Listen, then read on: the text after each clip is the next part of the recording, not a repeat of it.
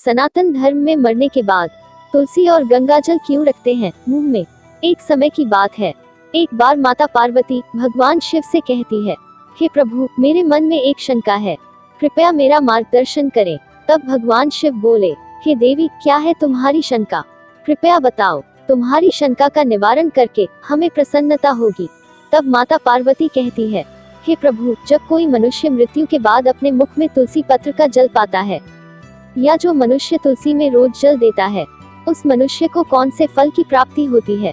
तब भगवान शिव कहते हैं, हे देवी, तुमने जो प्रश्न पूछे हैं वह समस्त मानव जाति के कल्याण हेतु अत्यंत उपयुक्त है। हे देवी, तुलसी पत्र से संबंधित मैं आपको एक पवित्र कथा सुनाता हूँ, आप इस कथा को बड़े ध्यान से सुने। तब माता पार्वती कहती है, हे प्रभु, मैं इस कथा को पूरे ध्यान से सुनूंगी और लोक कल्याण हेतु इस कथा का प्रचार प्रसार भी करूंगी। तब भगवान शिव कथा सुनाना आरंभ करते हैं। हे देवी, गंगा तट के किनारे एक भील परिवार रहता था, जिसमें 5 भाई अपनी बहन के साथ रहते थे। उनके माता पिता किसी बीमारी के कारण गुजर गए थे। बहन सबसे छोटी थी और वह मेरी बहुत बड़ी भक्त थी। वह हर दिन सुबह नहा धोकर तुलसी में जल चढ़ाती थी, नित्य रूप से पूजा पाठ करती थी। यह 5 भाई हर रोज जंगल में जाकर शिकार करते थे और जो भी शिकार मिलता उसे घर लाकर पकाकर खाया करते थे। उनका यही नित्य काम था और बहन घर के सभी काम करके भाइयों की सेवा करती थी, उनके लिए खाना बनाती थी। फिर एक दिन उसका हाथ एक चाकू से मछली को काटते हुए कट गया और उसके हाथ से खून बहने लगा। तो उसने जब उस रक्त को दीवार से पोंछना चाहा, तो सोचा कि अगर भाइयों को इस बात का पता लगा तो उन्हें बहुत कष्ट पहुंचेगा। अगर कपड़ों से पोंछ लूं तो वह भी उनकी नजरों से नहीं बच सकता। इसलिए उसने उस रक्त को मछली में ही डालकर मछली को पका लिया और जब रात को भाइयों ने मछली को खाया तो वे भाई उंगलियां चाटते ही रह गए। उन्हें वह खाना बहुत पसंद आया। फिर सबसे बड़े भाई ने बहन से पूछा कि आज खाने में क्या मिलाया है, जो खाना इतना स्वादिष्ट बना है? तो उसने अपने भाइयों को खाने के बारे में कुछ भी नहीं बताया। फिर अगले दिन खाने का स्वाद पुराने जैसा ही था। इसलिए बड़े भाई ने बहन को कसम दिलाई कि बताओ, कल तुमने खाने में ऐसा क्या मिलाया था जो खाना इतना स्वादिष्ट बना था? तब बहन ने अपने हाथ के रक्त के बारे में अपने भाइयों को बता दिया।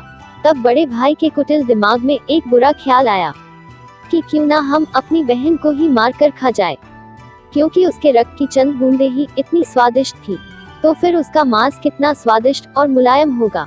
अगले दिन बड़ा भाई अपनी वह कुटिल योजना सारे भाइयों को बताता है और सबसे छोटे भाई को छोड़कर सारे भाई राजी भी हो जाते हैं। तब बड़ा भाई अपनी बहन की हत्या करने की साजिश करता है। दूसरे दिन वे सभी भाई अपनी बहन को उसकी शादी करने की कहकर उसे दूसरे गांव चलने के लिए मना लेते हैं और सभी अपनी बहन के साथ घर से निकल पड़ते हैं।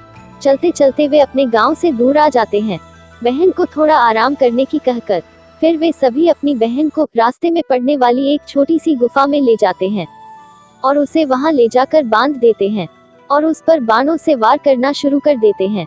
तभी उस स्त्री ने मन ही मन ईश्वर से प्रार्थना करते हुए कहा, हे प्रभु, अब आप ही मेरी रक्षा करें।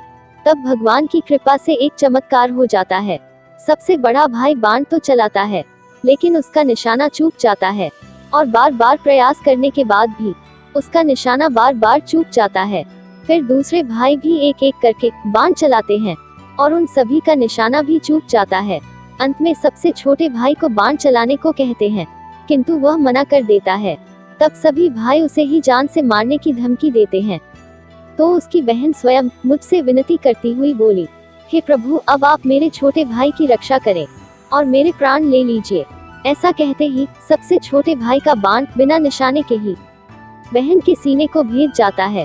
तब वह चारों भाई अपनी ही सगी बहन को काट कर पकाते हैं और चारों भाई उसके मांस को खाने लगते हैं। अंत में सबसे छोटे भाई को उसका सिर खाने को देते हैं। वह अत्यंत दुखी होकर मन ही मन बहुत रोता है और उसने अपने कपड़ों में एक मछली का टुकड़ा छुपा कर रखा था, तो उसने उस मछली को ही खाने में मिलाकर खा लिया। खाते समय उसने अपने पात्र के नीचे एक छोटा सा गड्ढा खोदकर उसमें अपनी बहन के सिर और हाथ पैर के टुकड़े डाल दिए। फिर वे सब वहां से चले जाते हैं। दूसरे दिन छोटा भाई इस जगह पर आकर एक बांस का पेड़ अपनी बहन की याद में लगा देता है और उसे रोजाना पानी देता है।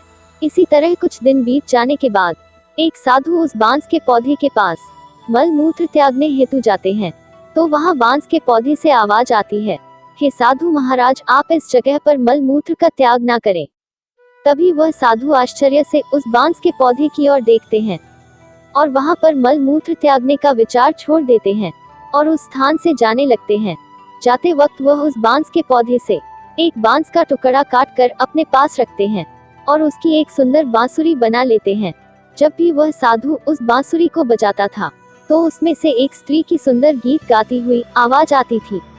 वह साधु उस बांसुरी को बजाते और द्वार द्वार जाकर भिक्षा मांगते थे। उसी से अपना जीवन यापन करने लगे।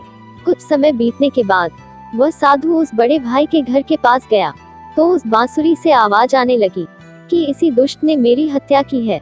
ऐसा सुनते ही बड़ा भाई घर से भागते हुए आया और उसने उस साधु को अपने द्वार से आगे भगाया। फिर इसी तरह वह साधु उन चारों भाइयों के द्वार पर जाता है, किंतु वह सभी भाई साधु को वहां से भगा देते हैं। साधु को तब कुछ हद तक यह बात समझ में आ जाती है कि जिस स्त्री की आत्मा इस बांसुरी में रहती है, उसका इन लोगों के साथ जरूर कुछ नाता होगा, किंतु बेचारा साधु उन सभी के साथ कुछ भी नहीं कर सकता था। साधु फिर अंत में पांचवें भाई के द्वार पर जाता है। तभी वह बांसुरी कहती है, यही मेरे प्रिय भाई का घर है।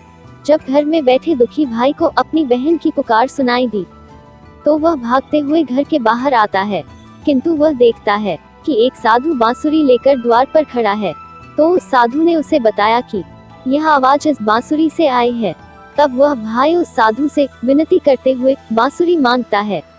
वह साधु उस बांसुरी को पांचवें भाई को देता है और वहां से चला जाता है। फिर वह भाई अपनी बहन की आवाज वाली बांसुरी बजाता है, तो वह कहती है, हे भाई, मुझे पता है तुम मुझसे बहुत प्रेम करते हो, किंतु मेरी मुक्ति के लिए तुम हर दिन घर में तुलसी को जल चढ़ाओ तथा भगवान श्री हरि विष्णु की प्रत्येक दिन पूजा पाठ करो। अपनी बहन की बात मानकर वह भाई नित्य दिन तुलसी में जल देता और घर में भगवान विष्णु की पूजा पाठ करता था।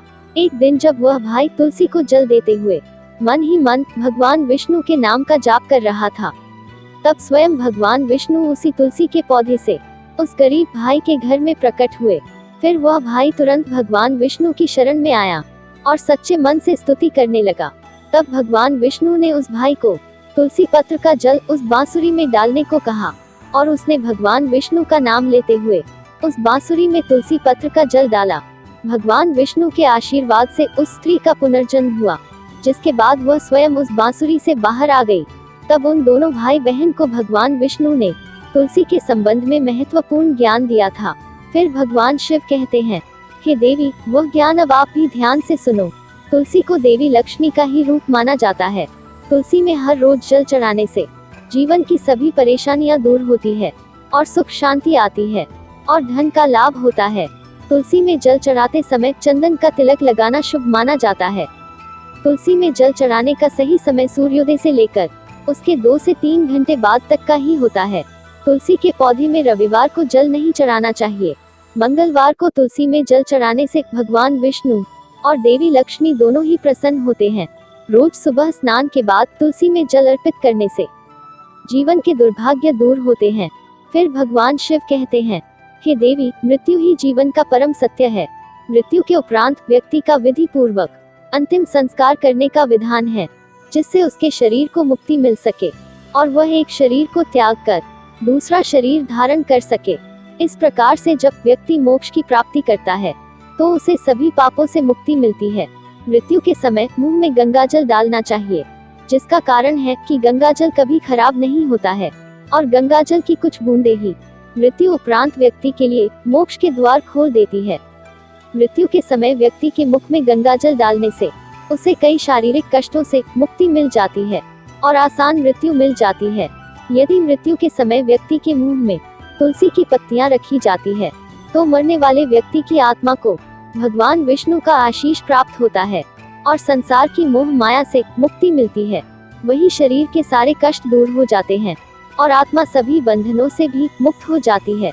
तुलसी के नाम से ही यमलोक में जो कष्ट देने वाले राक्षस हैं, वह शांत हो जाते हैं और यह मार्ग आसान हो जाता है तथा मोक्ष मिलता है। इसलिए मोक्ष के लिए ही गंगाजल और तुलसी का सेवन मृत्यु के समय किया जाता है।